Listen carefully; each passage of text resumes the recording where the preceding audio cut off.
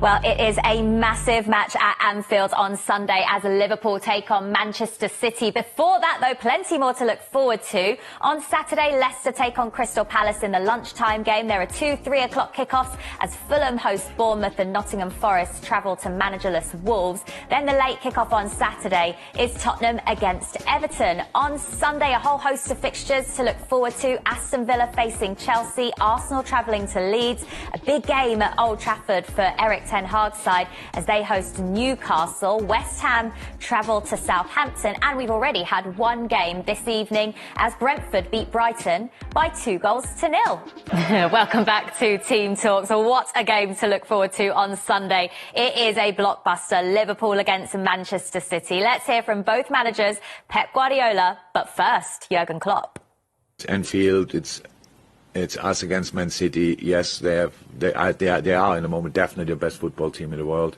That's how it is. But we will give it a try anyway, knowing there are no guarantees. But we know we get help from a full Anfield, and we try to use that.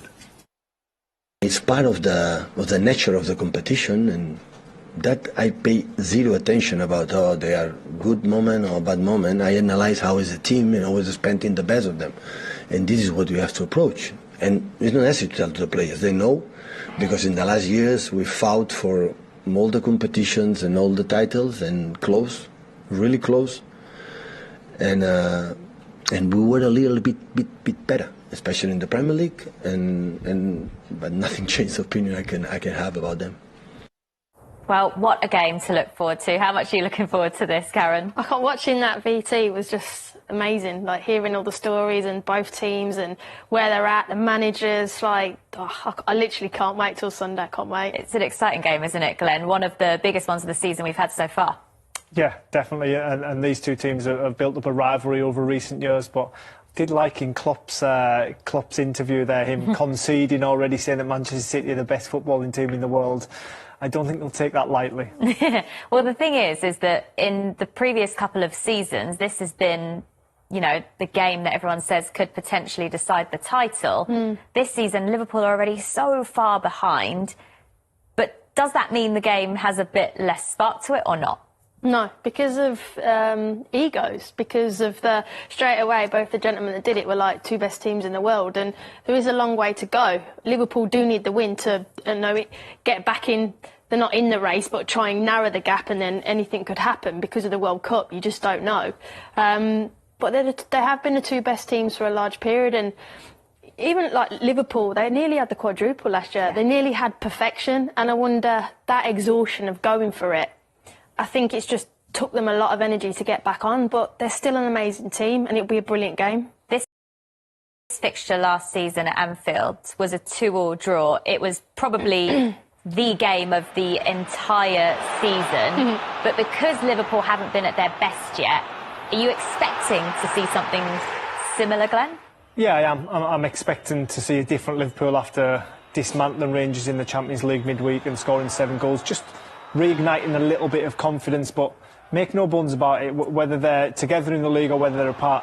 This is the goal of the season, yeah, obviously this is Salah's amazing dribble and finish, but make no bones about it, this Liverpool team will want to derail City, without doubt. They will not want them to win the league. They'll be desperate to close that gap a little bit and give themselves an outside chance. You never know what's going to happen in football. Well, Glenn mentions that massive win in the Champions League in the week for Liverpool, 7-1. Did that come at the perfect time ahead of this game, particularly with Salah scoring the quickest hat-trick in Champions League history, because he hasn't hit the heights that we're used to seeing of him yet this season? Oh, and that's what I mean. We expect so much from both teams, actually. We're so blessed to watch them both, but I think the 7-1 result come at the perfect time. I think even Jurgen Klopp said that in his interview. It just gives us that confidence. It gives us that little bit of a breathing space. And also, they need Salah massively. They need him to, get back to the form he's at and, to come on, and the goals he scored.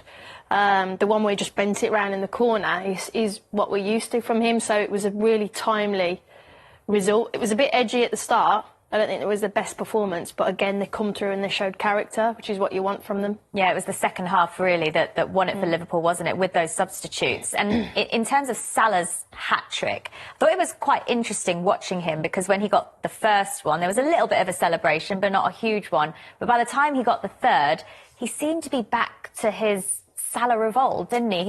He had a beaming smile on his face. Yeah, a little bit like what we've seen with Heung-min Son at Spurs. Just that pressure released off his shoulders. He's proved to everyone that he's still a top. There was a healthy rivalry, and you're sort of neck and neck throughout the season. But I think they're less potent and more falls on his shoulders, which it's a different pressure in itself. But like I say, it's a new look Liverpool going forward, and they're just finding their feet. They showed glimpses at the Emirates on Sunday, but just not quite enough. Manchester City, before we talk about the obvious and get on to Erling Haaland and his ridiculous goal-scoring record already in the Premier League, today Phil Foden signed a new contract with the club. Are we seeing the best of him this campaign? I think we are, but you're going to hate me, but I do think it is because of Haaland. Because I think all the, Grealish and Foden in particular have really stepped up.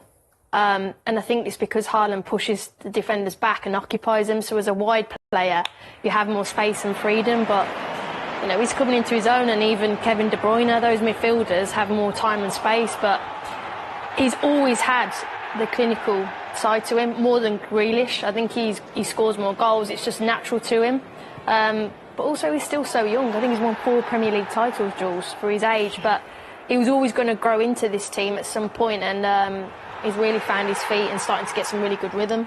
I think the way that Pep's managed it has been absolutely perfect. He's drip-fed him throughout season, more and more each year as it went on, and now we're starting to see Phil Foden at his best, and I really do believe there's more to come, and I think this could be a terrible twosome for some years to come, Haaland and Phil Foden. I think they could create a real partnership.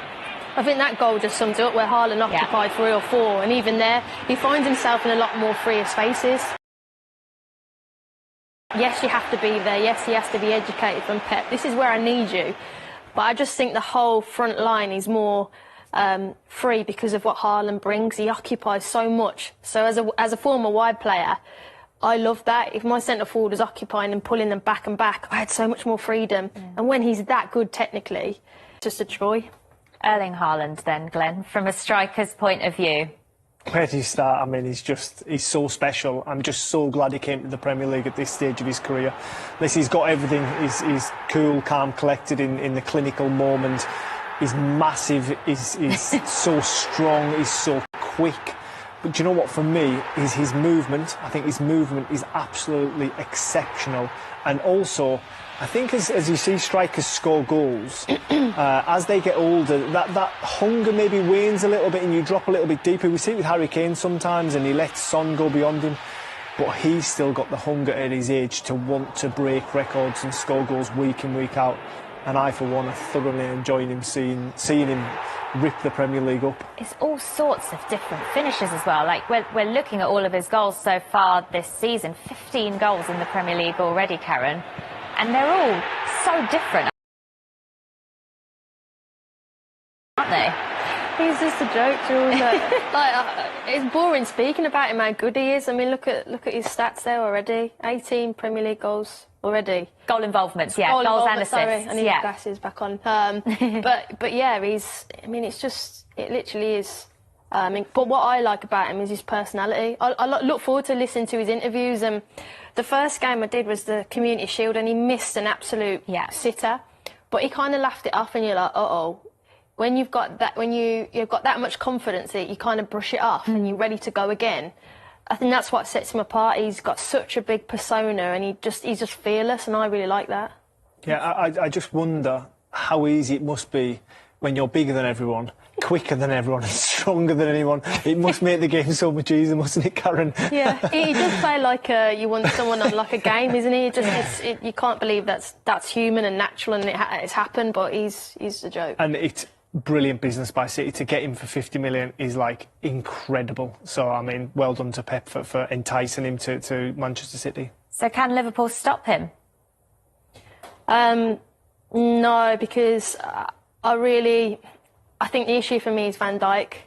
I think we haven't seen the best of him this season, and for Liverpool to stop him, you'd really need Virgil to be his absolute best, and I think he's struggled a little bit. He can step up, and Konate's come in the last game as well, and he's done well, but I think it's just too much. And even if you do stop Haaland, it's Foden, it's Kevin De Bruyne, there's so many more, and I don't think Liverpool are on form enough to stop the front line of City. Even if you do stop Haaland, it's everyone else. That is a clash I'm really looking forward to seeing. Van Dijk versus Haaland. That's a heavyweight clash, and I'm looking forward to seeing who comes out on top. Remind ourselves of the Premier League fixtures, and we've had football every single day this week, and it continues tonight. The Friday night football is Brentford against Brighton. Crystal Palace travel to Leicester in the early kick-off on Saturday. Yeah. A couple of games, excited for that one. First away day. I'm going to that one. First away day of the season. A couple of games at 3. Tottenham versus Everton is the late kick-off on Saturday. We've got 4 games, all kicking off at 2 on Sunday, and of course it all ends at Anfield. It is the big one where the champions Manchester City are in town. Come on, you Reds. Ayo, come on, you Reds. Ayo, we need you. I need you. You've been giving your Arsenal so much good luck this season. You're in Liverpool now. I need you to give my red team some luck. We need it. Do you know what? Real talk, man. Honestly, after Salah scoring a hat-trick in record time in a recent match, you know, we all saw it in the Champions League, it feels like Liverpool are heading in the right direction. And I'm joined by 2 fans, actually, of opposing teams. We've got Peter Kenny-Jones, who's a Liverpool historian and a big Liverpool fan, as you can tell, and also Darren Kitspire, who's a Manchester City fan. We'll be coming to you, Darren, in just a sec. Peter, talk to me. You're feeling good about your team now. Mo Salah's back. Bobby's back. Your centre forward is scoring again. It feels nice at Liverpool, doesn't it? Yeah, well, I'm all positive after Rangers. Probably the second half more than the first half. But we were, we're free scoring. We're looking good going forwards. But the issue, as I think everyone knows, is probably what's going on at the back. But we're at Anfield the weekend, and you know, I think there's no reason why we shouldn't be positive that we can get a result, get a point, or hopefully get all 3 out of it. You talk about getting the result, but let's face it, though, a few injuries as well. You know, Trent's out, Diaz is out, 2 key players. Yeah, definitely. I think, you know, a lot has been pointed at what Trent Alexander-Arnold's doing defensively, and whether that's true or not, obviously what he provides going forward will definitely be missed in Anfield. But I think Joe Gomez adds a lot defensively for us. You know, we've seen he's a positive player. That ball he played to Firmino against Rangers, he's got a pass in his locker as well. We saw it against Arsenal that they've got some good big full-backs, and it worked for them. So I think we can probably be more secure defensively. Diaz will be a massive miss, but we've still got 4 other brilliant strikers to pick from. I like the always positive about Liverpool, isn't he? Look at him. Well, let's come to the other fan here, Darren. It's fair to say very different fortunes for your team, and a centre forward who no one can stop right now. He just can't stop scoring. Literally every chance he gets, 99%, he's just banging him in every time.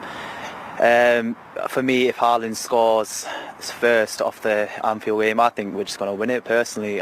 You can't stop him when he's in that type of venom, in that type of form. And plus, with the supply he has, Bernardo, De Bruyne, Gundogan, Bernardo Silva, everything is just too easy for him. That's what we said last week as well, is that all those players you've just mentioned that can assist Haaland can also score goals as well. So you take him out of the game, you've also got a plethora of midfielders, full-backs and wingers that can do the job. Like you said, with our full-backs, Cancelo, Sergio Gomez, and sometimes even Akanji, who's been a fantastic signing for us. Like, the threat that we have from all kinds of solutions it just makes it easier for Guardiola, if anything. Yeah, but let's face it, you are going to be going to Anfield. Very few teams come out of Anfield and get a result. This season's been a bit of a different one, but yeah, if you said to me last season, Anfield, yeah, I'll be pretty thinking, okay, it's going to be hard. But with Haaland up top, I just feel like it's a thing of, it's more, with him, anything's possible. And I feel like he has a good game, we win the game. Well, we look at where you guys are currently. It's 13 points between you and Manchester City. That's a massive, massive point difference. You think Liverpool have a chance of making this up as the season goes along? Yes. Of course we can. You know, we've shown, you know, we're pretty much unbeatable at home when it comes to the Premier League, especially. You know, Van Dijk's got that record stretching back years. We had a terrible record during the COVID years, but you know, that was largely because of a centre-back crisis. We should be all right for the rest of the season. I think after the World Cup's going to be massive because we'll have hopefully a lot of injuries back. Obviously, we said Diaz still a bit of a problem, but he should be back after the World Cup. Salah's going to be fully rested. I think there's no reason why you shouldn't be positive, like I always like to be. And yeah, we're still definitely in the mix, and the best way to do it is by beating City, and that'll show everyone we are. Oh, look at this guy, I'm loving it. Well, I tell you what, another reason to be positive here is some of the young players that are coming out of Liverpool. Harvey Elliott in particular, who got himself a cheeky goal as well in the Champions League, and we've been catching up with him. That's a beautiful story from Harvey Elliott. JJ, that must make you feel good, man, as a Liverpool guy. Yeah, I think, as a young boy, his career started, 15 when he made his debut. Mad. You know what I was doing at 15? I don't want to know. I don't want to know either. Fair, I was going to tell you, but fair if you don't want to know. No, I don't. I also just loved in that video how Rebecca, the reporter there, called Harvey Elliott out on his poor haircut when he was 15 making his Premier League debut.